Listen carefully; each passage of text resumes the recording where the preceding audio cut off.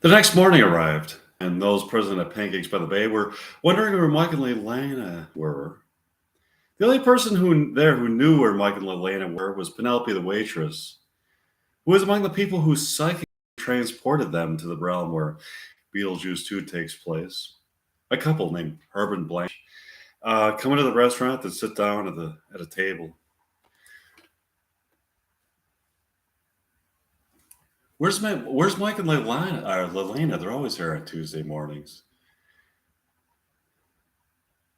Herbert? Yes, what is it, Blanche?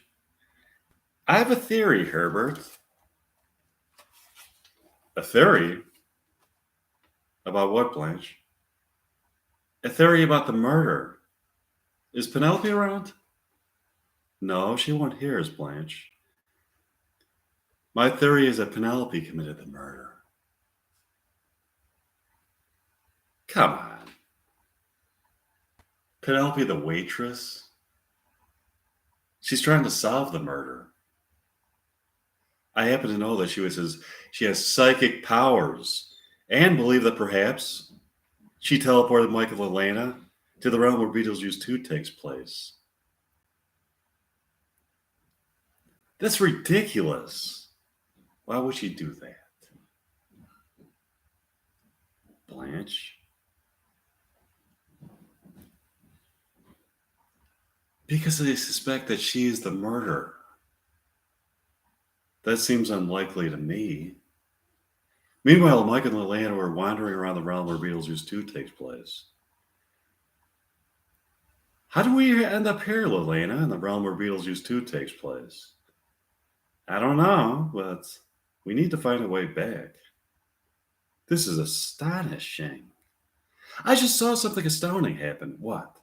For a moment, some kind of an image presented itself to me through what appeared to be a transom connecting the realms where Beetlejuice 2 and Reality Bites 2 take place. That is astounding.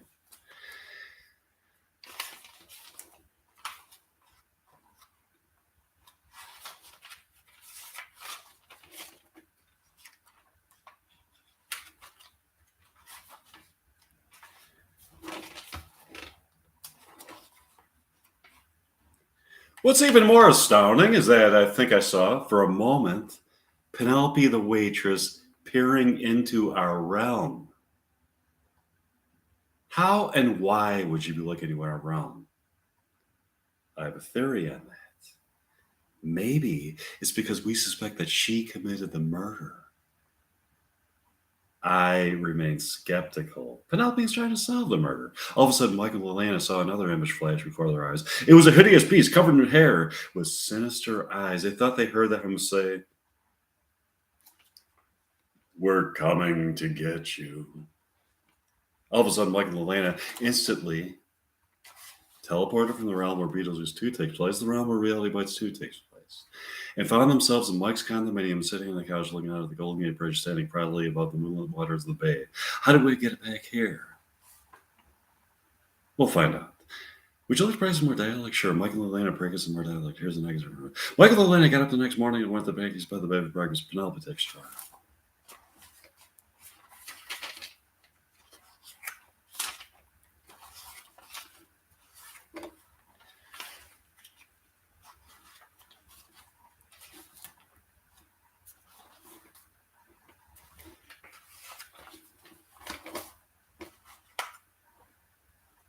What'll it be for you this morning? Hi, Penelope. You're looking somewhat mirthful this morning. I'm quite happy this morning. Can you guess why? Let me see. You were not giving me any indication why you would be so extremely happy this morning. As a matter of fact, I've never seen anybody look as happy as you look this morning. What could account for such?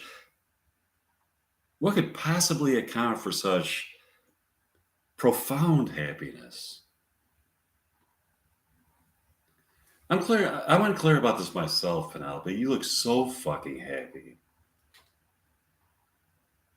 I mean, so fucking happy. I've never in my life seen another human being look so happy. I've seen many occasions in my life, such as, Weddings and garage sales where people looked like they were extremely happy, but not as happy as you look. When I look into your eyes, I can see some kind of light of meaning and significance, as if all of the deep existential questions that you've been pondering for a lifetime have been answered by some higher power who has brought you into fields of uncompromising beauty, adorned with colors you have never seen, emotions you have never felt, tastes you have never tasted, and exquisite noises you've never heard, where you have found a hidden plateau to live upon. Wait a minute. Did you just say that people at garage sales look happy? Yes. I think that people at garage sales, both customers and proprietors, look extremely happy. Why would you be so happy at a garage sale? There's something about a garage sale that inspires happiness in people. It's a chance to engage in conversation with a new person and maybe to find some kind of great bargain on an item that you search. There are some amazing finds at garage sales. More often than not, it's just a bunch of garbage that people are trying to get rid of um, to make room for other possessions in their home. Sometimes, however, there are great finds.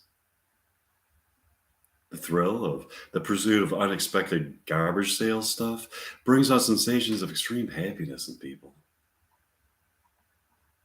Yeah, that makes sense.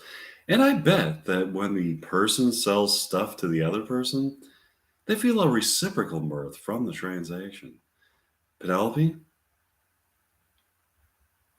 it is my belief that they do feel a reciprocal mirth from the transaction. Yeah. Now, getting back to my question, why are you so happy? I've been hired by Hollywood as a screenwriter. Really? That's great. Yeah, they love the documentary that I filmed about solving the murder mystery that took place here outside of Pancakes by the Bay. That's awesome. What's it going to be? What's it going to be for you this morning? Give me the Bayside Pancakes and my morning coffee. And for you, Leilana, give me the Bayside Crepes and my morning coffee. Coming right up. Look out the window, Leilana. They both look out the window.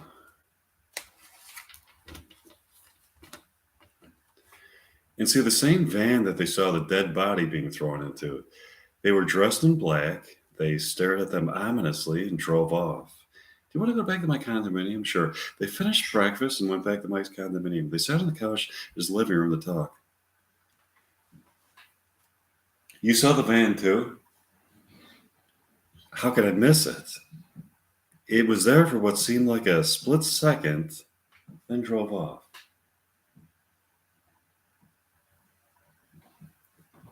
Nobody else seemed to see it. It did look like the same van that the dead body was thrown into.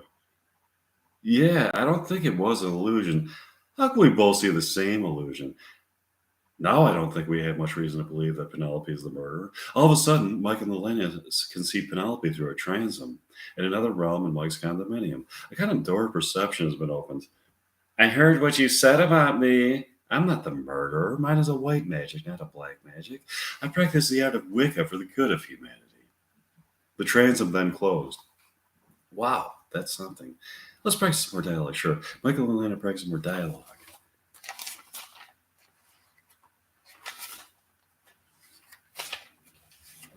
Mike and Elena got up the next morning, went to Pancakes by the Bay for breakfast and coffee. Penelope took the order. Good morning, Michael and Elena. Good morning, Penelope. It is a beautiful morning, isn't it? Yes, it is. What a great time of the year to be in San Francisco, early June. It feels so good to be alive. We're hungry, Penelope. Yes, Leanna. What's it going to be for you this morning? I'll have the Bayside grilled cakes and a cup of my morning coffee. Sure. What's it going to be for you, Mike? Give me the Paradise Pancakes and a cup of my morning coffee. I'll have that for you people. Michael and Lana are sitting in their favorite booth in front of the window having a deep conversation when all of a sudden they hear the sound of the Squeeze song, Tempted, from a car in the street, and then the sound of a car crash. They look out the window and see a very puzzling sight. It appears to be the crash that took place in the original Reality Bites at the beginning of the movie when Elena threw a lit cigarette into Michael's car and then crashed into it. It appears to be exactly that scene. unfolding, but somehow spliced into Reality Bites 2. In the street in front of Pancakes by the Bay in San Francisco, the same chain of events takes place in the new context. Michael, Elena, and Vicky get out of their cars and go to the Pancakes by the Bay to sort through the situation. Upon entering, Lelena looks right at her character, Lelena from Reality Bites, with a bewildered look on her face. Lelena from Reality Bites looks back at her. Lelena, Vicky, and Michael grab a table. I'm so sorry for these unfortunate circumstances. What's your name? It's Michael Grates. I'm so sorry. That's a nice fucking car. It's too bad it's just a lump of mangled steel now after I got to it. What a beautiful car that was before I destroyed it. How could I make it up to you? Let me see. I don't know. You're such a nice person and so darn cute. Why don't you just buy me some pancakes and coffee and maybe get me a bus pass that covers the Houston area? Thanks for being so forgiving, Michael. That's a display of unbelievable character. I turned your beautiful car into a lump of mangled steel, forcing you to take a miserable 2-hour bus ride to work every day. But God only knows what kind of schizophrenic people you might be on the bus with, and you accept my apology to be served up to you with pancakes. Don't be completely mistaken. I'm fuming inside. But pancakes and your beautiful face somehow improves my mood. Can I also get a date out of this? No. No! You destroyed my car! You gave me a bus pass and I came to get a lousy date out of it. No thanks. All of a sudden, Penelope comes up to the table. Excuse me. I couldn't help but overhear your conversation. I just wanted to let you know you are not in Houston, Texas. You are in San Francisco, California. What?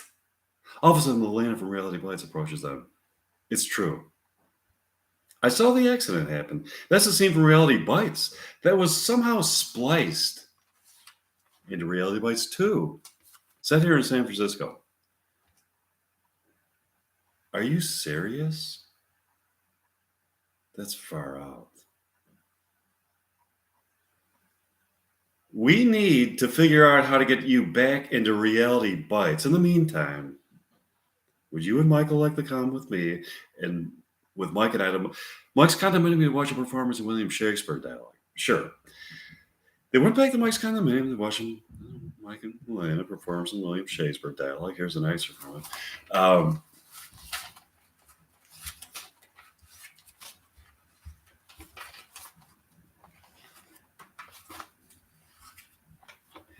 They're sitting on a couch in Mike's condominium talking. So we have to figure out how to get you back to Reality Bites.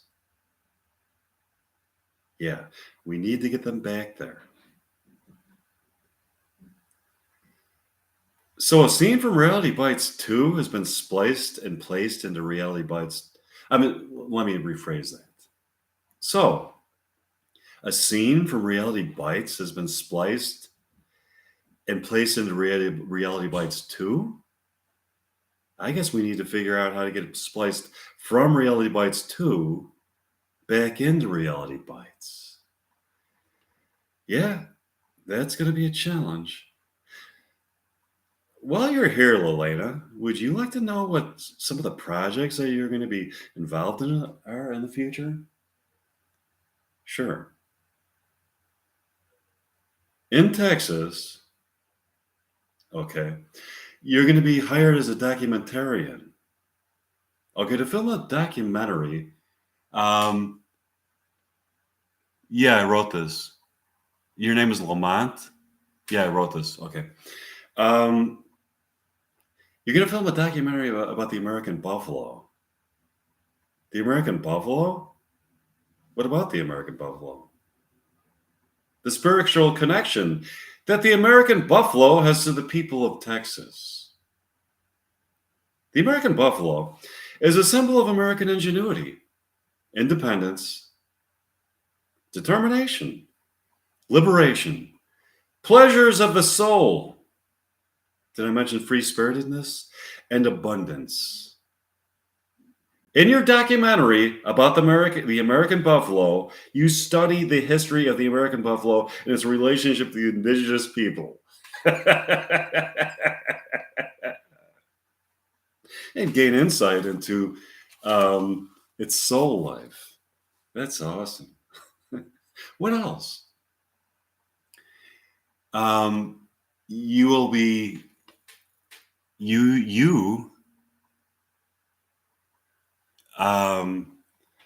will be hired as a writer for Coffee Lovers Monthly in San Francisco.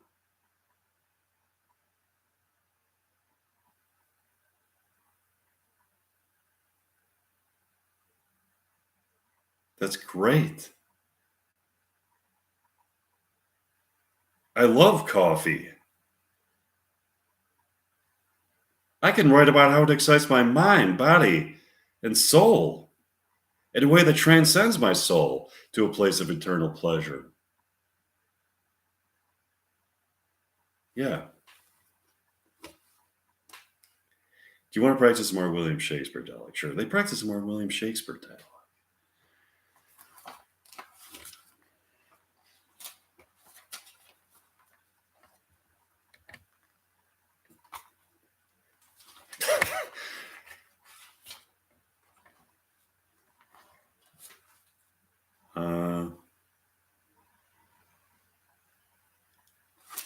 Got up the next morning. Wait a minute.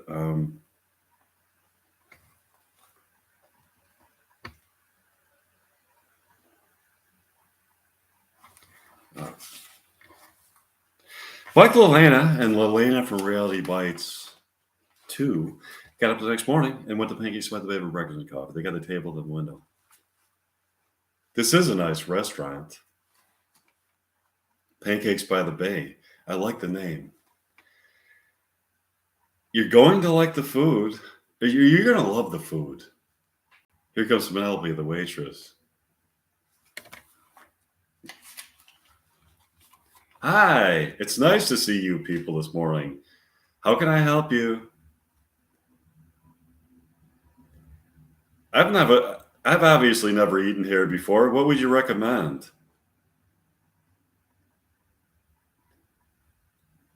The pancakes are delicious. But you can only taste the transcendent deliciousness of the pancakes if you are in love. Love is the key. Love is the key ingredient that flavors the pancakes. The mere culinary pleasure that you derive from eating the pancakes is heightened by the feeling of walking along a path in life illuminated by profound love. I'm not in love. Does that mean that they are going to taste like ordinary pancakes to me? I'm in love with you, Lelana. Look into my eyes. Feel my soul. Feel the union of my soul with yours. We can transcend. We could walk along that path of immortal love into the gates of dawn and fields of never seen beauty and abundance. Okay, I'm looking into your eyes. Now, taste the pancakes.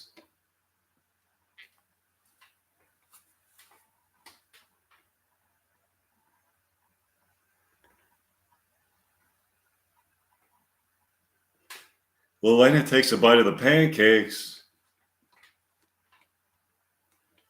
They do taste better that way.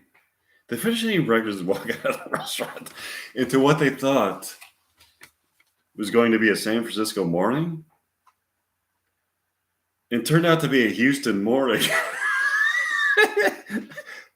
Wow, this is the apartment complex where the characters from Reality Bites lived. Have we been spliced from Reality Bites 2 into Reality Bites? It sure looks like it to me. Yeah, this is the building for Reality Bites. Um, we have to go inside and see the place. Sure. They went inside the building to discuss the situation. And when they got into the building, they they fuck.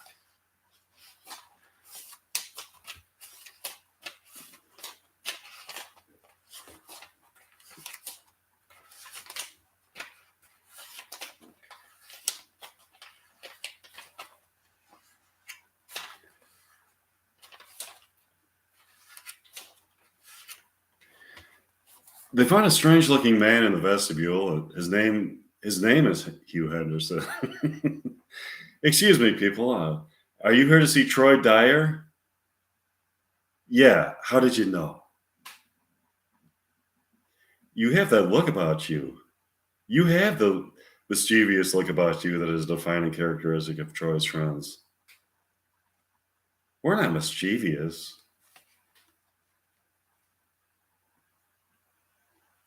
Oh, I know. Oh, I know you're up to something. We are most certainly not up to something. We're just here to visit our friend Troy. Then you can't. You can't visit Troy unless you are up to something. We can't visit Troy unless we're up to something. We're not up to something. If we were up to something, we would tell you. Why would you tell me if you were up to something? That would give it away. If you were up to something, I'm sure you wouldn't tell me because then I could snitch on you.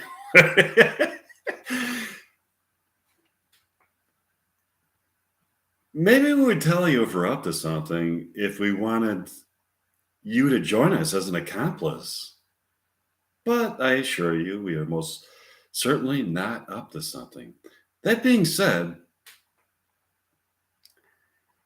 why are we not permitted to enter the building unless we enter the building and visit Troy unless we were up to something? Because he's up to something. Unless you are unless you are in on the something that he's up to, you are not in cahoots with him and shall not be permitted to enter the building. Okay, we were just kidding. We are up to something. What are you up to? We're not supposed to tell you. It's between us and Troy. That's the right answer. Do you know what we're up to? No, I just know that you're up to something. That's part of the screening process the person has to go through to be admitted to the building. You have to prove to me that that you're up to something and you are in cahoots with Troy. I could tell that you're up to something by the look in your eyes. Not for the other part of the screening process.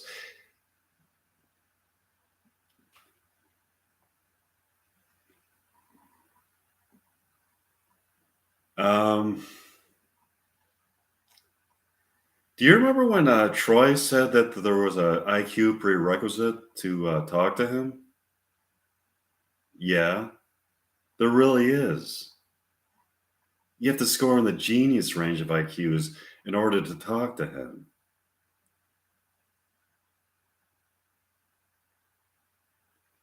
You have to have a genius level IQ to talk to this ass, just to talk to this asshole. You won't even talk to people with average IQs? No, he won't. Why won't he? Because those are his rules. Those are his rules? Who has rules? He does. He has rules. And those are his rules.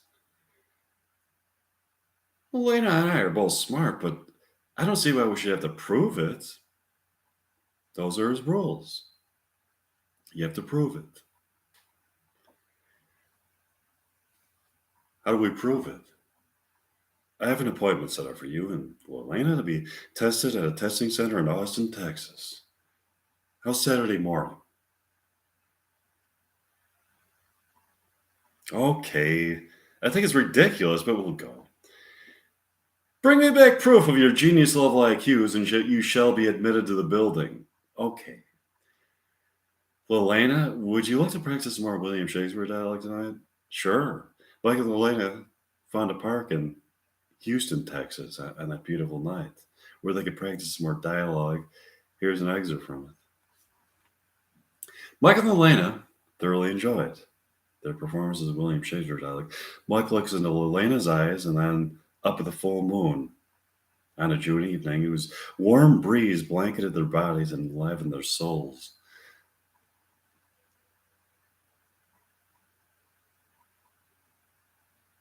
The evenings are nice here in Houston.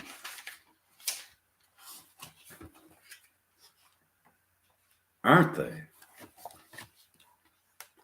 They are, but I miss so much about San Francisco. I miss the Golden Gate Bridge and pancakes by the bay. Quite frankly, so do I. I miss the delicious pancakes at Pancakes by the Bay, along with the coffee. I miss the murder mystery we were trying to solve there. So do I. What do you really think? Do you think Penelope did it? Lelena?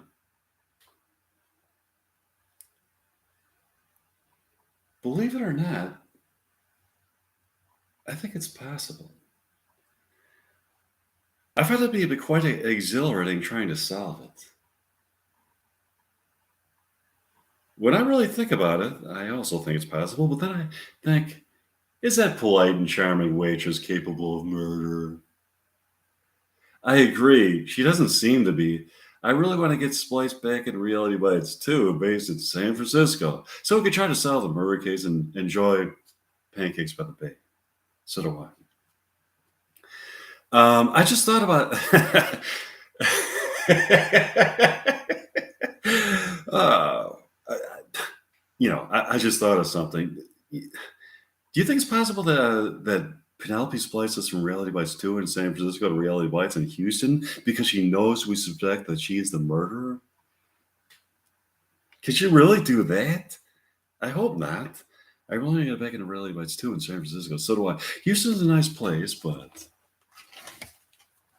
got to get back to San Francisco. There's no place like San Francisco. Look, did you see that? See what? Look over there. By that tree over there, I think I saw something. For a fleeting moment, I thought I saw a glimpse of Pancakes by the Bay through a transom. I thought I saw Ethan Hawke on stage performing a theatrical version of Reality Bites there with some actress. I wonder if there's some new splicing taking place. Maybe. Do you want to practice more William Shakespeare dialogue? Sure. They practiced some more William Shakespeare dialogue. Michael and Elena got up the next morning and decided to go out for breakfast. Do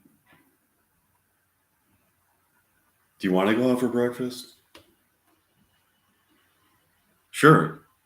We'll have to find a good place. If we look around Houston, I'm sure that there must be something similar to Pancakes by the Bay. Let's go. Michael and Elena walked around Houston to their bewilderment. So it appeared to be Pancakes by the Bay. Is that Pancakes by the Bay? It sure looks like it to me. What's it doing here in Houston, Texas?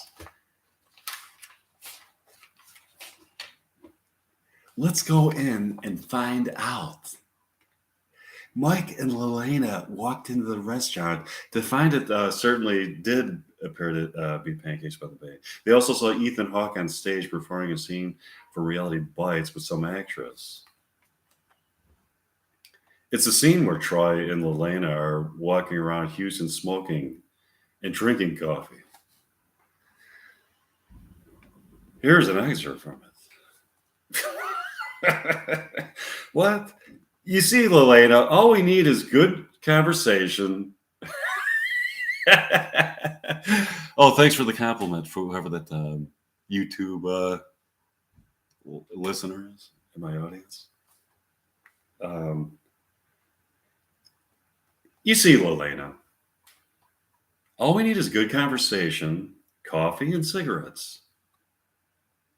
You got it. All of a sudden, oh, thanks.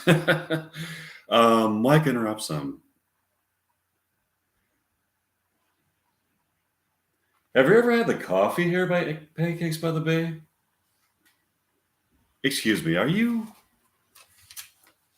interrupting our play? Oh, I'm so sorry, thespians. Keep acting. Well, now that you've interrupted us, I'd like to know what was so important that you had to barge in and interrupt our play. I'd really like you to try the coffee here.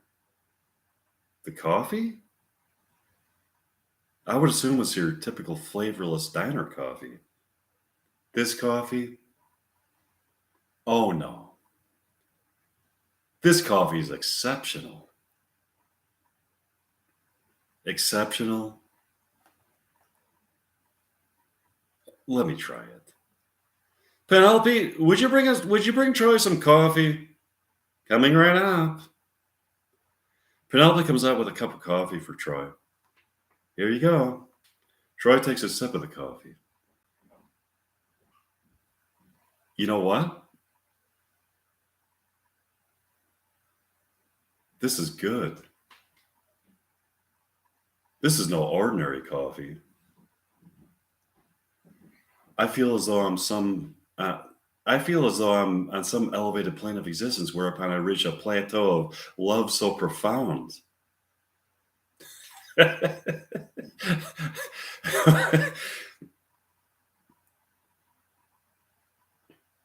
It guides me through the gates of dawn and into a field of ever expanding beauty and immerses me into a state of pleasure so acute it can only be felt on a spiritual plane of existence when I drink this coffee. They look at Sheila. Troy looks at Sheila, the girl who portrays Elena in the play, tells her he loves her. Sheila? What is it, Troy? I love you. What? Are you kidding me? I'm not in love with you. You're not? No. What gave you that idea? We're not in love. Oh, yes, we are. We are. That's news to me. Sheila, we're in love. What the fuck are you saying to me? Where did you come up with such a bizarre notion? We're not in love. Try some of the coffee, Sheila, and then tell me that we are not in love. Sheila gets a cup of coffee from Penelope. She takes a sip of it.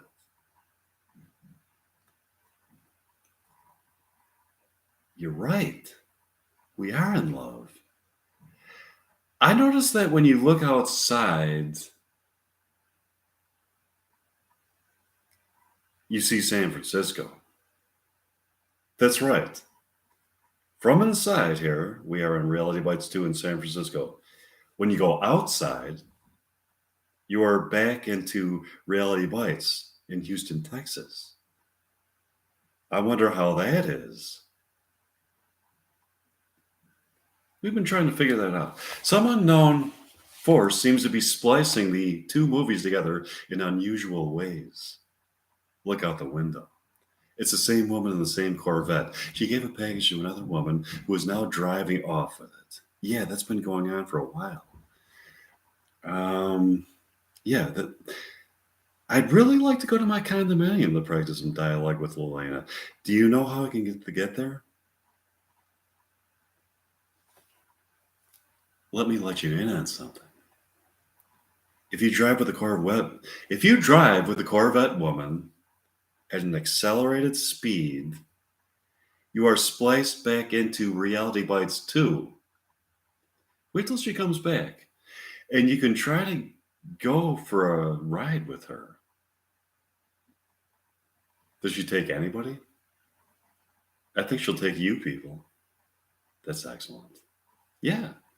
They had a wonderful afternoon. They went back into the restaurant the next morning and got their usual table by the booth. I mean, booth by the window. Um, Penelope took their order. How can I help you? Um, hmm. I'll have the paradise pancakes and mountain morning coffee. What's it going to be for you, Elena? I'll have the Bayside crepes and mountain morning coffee. Yeah, I'm acting. Do you like my acting? Okay. Um,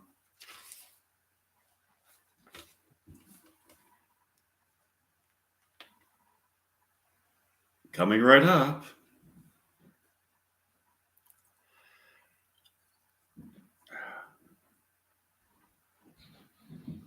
Michael and Elena are talking when all of a sudden they look out the window and see the Corvette woman park her car and climb out. There she is. Let's go to talk to her. They run out of the restaurant to talk to the Corvette woman. Excuse me, ma'am. We were told by Penelope, the waitress, that you could splice us back into Reality Bites 2 in San Francisco by driving us at an accelerated speed in your Corvette. Sure, friendly people. Climb aboard. By the way, what's your name? Lightspeed Mindy. Your name is Lightspeed Mindy?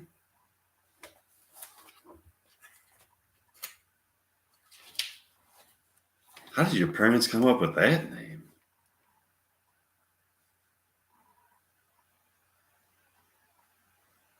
When I was born, they were informed of my ability to drive faster than the speed of light, to warp time and space, and also my ability to splice together scenes in movies in the archetypal realm where movies take place by driving faster than the speed of light. How are you able to drive faster than the speed of light?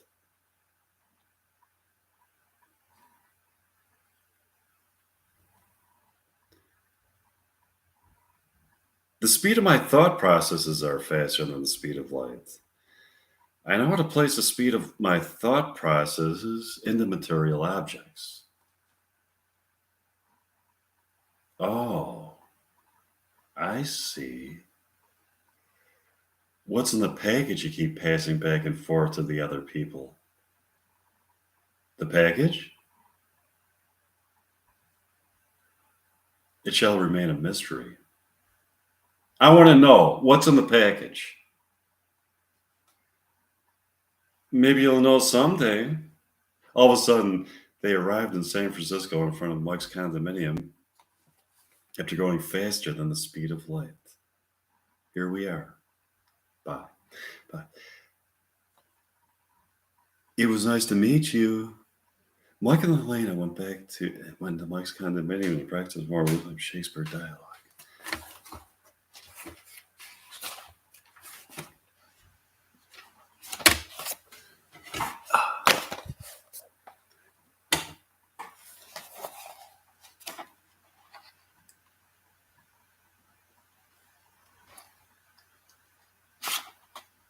Mike and Elena got up early the next morning and went to Pancakes by the Bay for breakfast and coffee. They got their usual booth by the window. Penelope took their order. Good morning, Mike and Elena. It's so nice to see you. Oh, hi, Penelope. Yeah, it's nice to see you. Well, it's nice to see. It's so nice to be back in the realm where Reality Bites 2 takes place. I miss San Francisco so much. How can I help you? Um,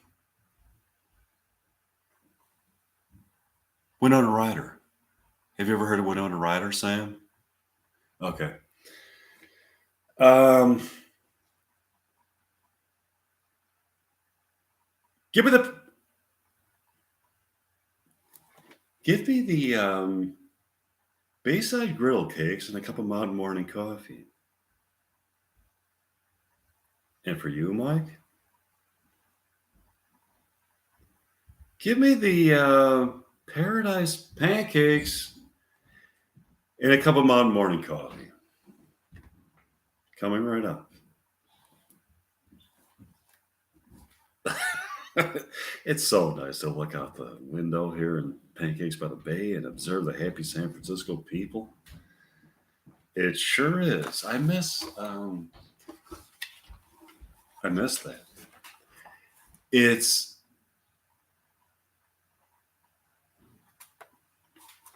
it's fun to observe these people.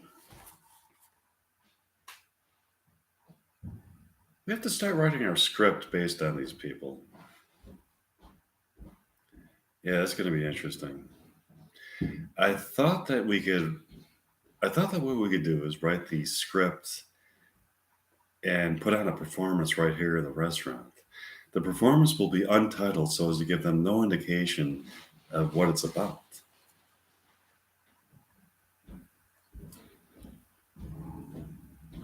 After the performance, we could tell the people that it was based on their interactions. That would be wonderful. Do you want to walk around town? It's beautiful out. Sure. I love you. I love you too. Let's have some fun.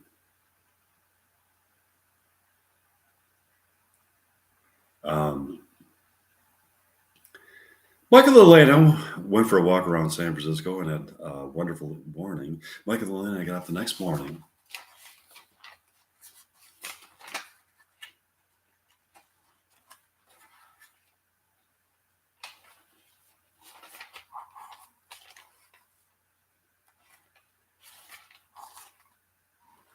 and went to Pancakes by the Bay for breakfast again.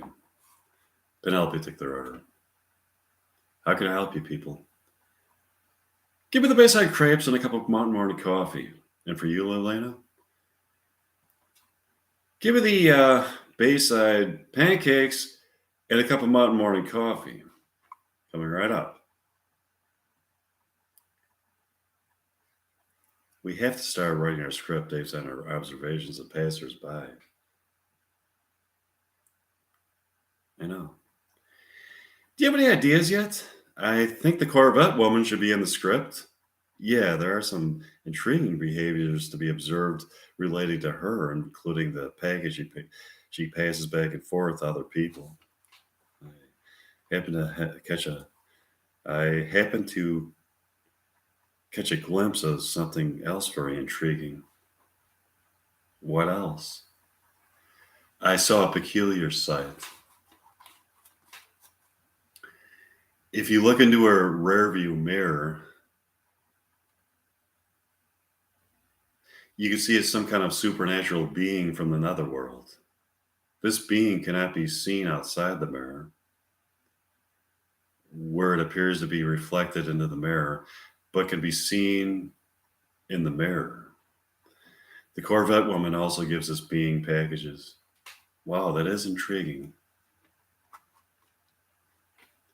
Do you want to go back to my contemplating the price of our William Shakespeare dialogue? Sure. Mike and Atlanta practice more William Shakespeare dialogue. Here's an excerpt from it. Now I got to get my William Shakespeare book out.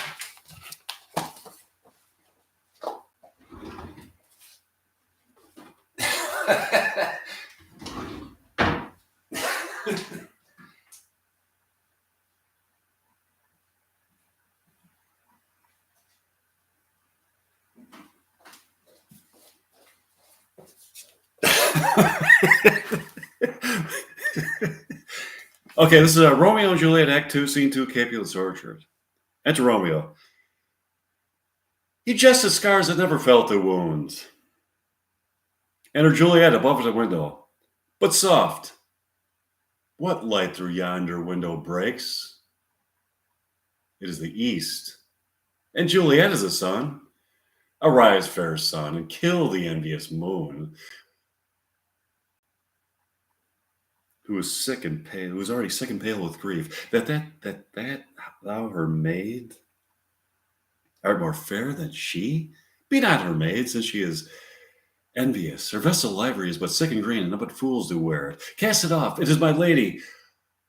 Oh, it is my love. What that she knew she were. She speaks, yet she says nothing. What of that? Her eye discourses. I will answer it. I am too bold. 'Tis not to me she speaks. Two of the fairest stars in all of heaven, having entreated, wait a minute. Two of the fairest stars in all of heaven, having some business to entreat her eyes, till they twinkle in their spheres till they return. Whatever eyes were there? Are they in her head? The brightness of her cheek would shame those stars as daylight doth a lamp. With her the airy region streams so bright that birds would sing and think it were not night.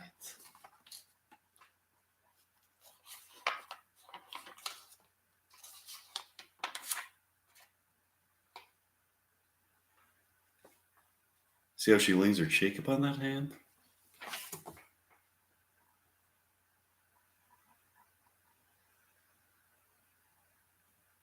Oh, that were a glove upon that hand, that it might touch that cheek.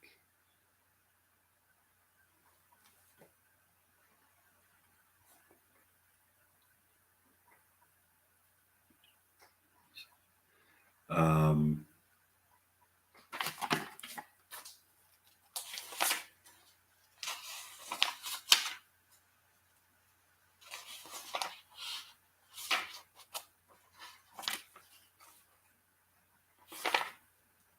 you go to the end of the play.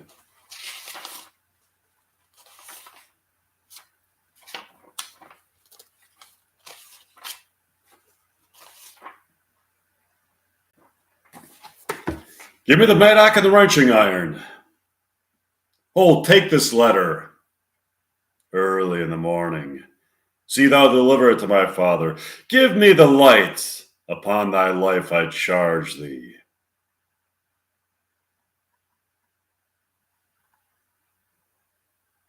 Whatever thou hearest or seest, stand all aloof, and do not interrupt me. In my course, why I descend into this bed of death, is partly to behold my lady's face, but chiefly to take thence from her dead finger a precious ring, a ring that I must use in dear employment.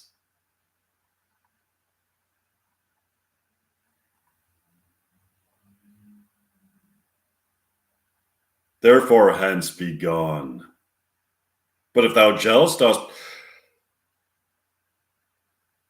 return to pry, and what I farther shall intend to do, by heaven, I shall tear thee joint by joint, and strew this hungry churchyard with thy limbs. The time and my intents are savage wild, more fierce and more inexorable than empty tigers.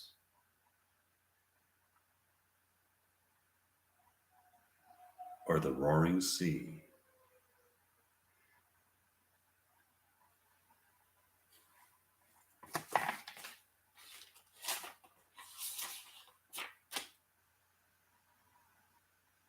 This letter doth make good the friar's intents, the friar's words. Their course of love, the tidings of her death. And here he writes that he did by poison of poor apothecary, and therewithal came to this fault to die, and lie with Juliet.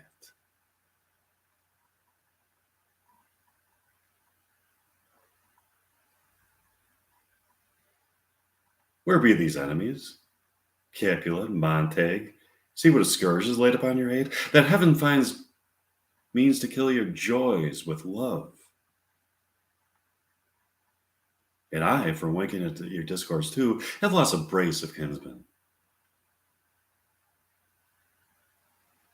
All are punished.